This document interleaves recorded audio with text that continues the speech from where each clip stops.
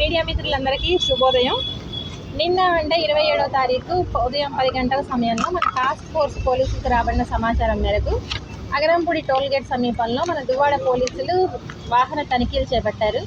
ఆ చెకింగ్లో ఒక విశాఖపట్నం నుంచి అనకాపల్లి సైడ్ వెళ్తున్న ఒక వెహికల్ని చెక్ చేయగా ఇద్దరు ఉన్నారు. అందులో వాళ్ళని మనం అదుపులోకి తీసుకొని ప్రశ్నించిన మేరకు ఆ వెహికల్లో గంజాయి, హ్యాష్ ఆయిల్ ఉన్నట్లు వాళ్ళు మనకు తెలియజెప్పారు. అదే మనం తనిఖీ చేసి నియర్లీ 2 కిలోల బరువు గల 67 బ్యాగ్స్ అంటే 135 కిలోల గంజాయి, అప్రాక్సిమేట్ 20 లక్షల విలువ గల గంజాయిని మనం స్వాధీనం చేసుకోవడం జరిగింది.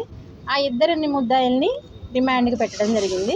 వీళ్ళలో ఒకరు ముద్దాయి దుర్గారావని గన్నవరం కృష్ణా జిల్లాకు చెందినతను, ఇంకొకతను శివరామకృష్ణ ముస్నూరు మండలం ఏలూరు. సో వీళ్ళని రిమాండ్ పెట్టడం జరిగింది. వీళ్ళ మీద పాత కేసులు ఏమన్నా ఉన్నాయో చూసి అవి కూడా తగిన చర్య తీసుకుంటాం. మన రాష్ట్ర ప్రభుత్వం చాలా ప్రతిష్టాత్మకంగా ఈ గంజాయి అన్నది సమూలంగా నిర్మూలించాలి.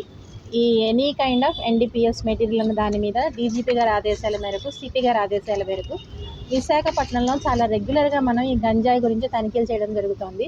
మీరు చూసినట్లయితే లాస్ట్ 5 monthsలో కొన్ని వందల గంజాయి మనం పట్టుకోవడం జరిగింది. చాలామంది మీద కేసులు కూడా పెట్టడం జరిగింది.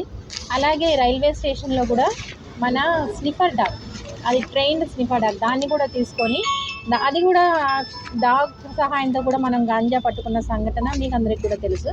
అలాగే మనం చెక్ పోస్టులు కూడా రెగ్యులర్గా 24/7 రన్ అవుతున్న చెక్ పోస్టులు ఉన్నాయి.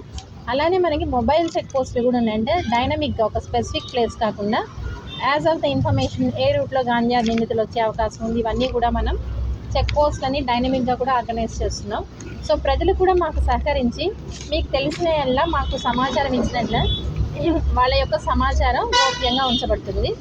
అలాగే గంజాయి అమ్మే వాళ్ళే కాదు, సేవించే వాళ్ళు కూడా చట్ట ప్రకారం శిక్షార్హులు. కాబట్టి మన పిల్లల భవిష్యత్తు గురించి మనము మన సమాజాన్ని గంజాయి రహిత సమాజంగా చేర్చాలి. ఈ దాంట్లో మీరందరూ కూడా మాకు కోఆపరేట్ చేయవలసిందిగా కోరుతున్నాను. ఇలాగే మన టాస్క్ ఫోర్స్ సిబ్బంది, దువ్వాడ పోలీసుల్ని CP గారు కూడా అభినందించడం జరిగింది. Thank you. పాడేరు నుంచి వీళ్ళు ఒక వ్యక్తి దగ్గర 5 లక్షల రూపాయలకి గంజాయి కొనుగోలు చేయడం జరిగింది. సో వాళ్ళ రెస్పెక్టివ్ జిల్లాలలో వాళ్ళ గంజాయి అమ్మడం కోసం వీటిని తీసుకువెళ్ళడం జరిగింది. సో ఆ కన్సర్న్ జిల్లా పోలీసులకు కూడా సమాచారం ఇస్తారు. పాడేరు నుంచి ఒక వ్యక్తి కృష్ణా జిల్లా గన్నవరం, ఇంకొక వ్యక్తి ముస్నూరు మండల్ ఏలూరు. చెన్నై తీసుకెళ్తున్నారు వాళ్ళు మన దగ్గర నుంచి. సో మిగతా లింక్స్ కూడా చెన్నైలో ఎవరెవరికి వీళ్ళు అమ్ముతారు, ఇంతకుముందు ఎవరెవరికి ఇచ్చారు, ఇవన్నీ కూడా మనం నిన్న కన్ఫెషన్లో రిపోర్ట్ చేయడం జరిగింది. అలాగే కస్టడీలోకి కూడా తీసుకునే అవసరం అయితే ఇంకా ఫర్దర్ డీటెయిల్స్ కూడా వెరిఫై చేస్తాం. సో ప్రతి ఒక్కరికి గాంజా అమ్మే ఆలోచన రాకూడదు, ఎందుకంటే చాలా కఠినమైన చర్యలు మనం తీసుకుంటున్నాం. అలాగే ఎక్కువ సార్లు గాంజా అమ్మకాలను మనం దొరికిన వాళ్ళ మీద PD యాక్ట్లు కూడా పెట్టే సన్నాహాలు జరుగుతున్నాయి. సో జైల్లో ఉంటారు. అలాగే విశాఖ నగర బహిష్కరణ ఫైల్స్ కూడా సిద్ధం చేస్తున్నాం. సో గంజాయి నిందితులు అట్లాంటి పనులు విశాఖపట్నంలో చేయొద్దని ఇదే మా హెచ్చరిక. గంజాయి మీద మనం చేస్తాం.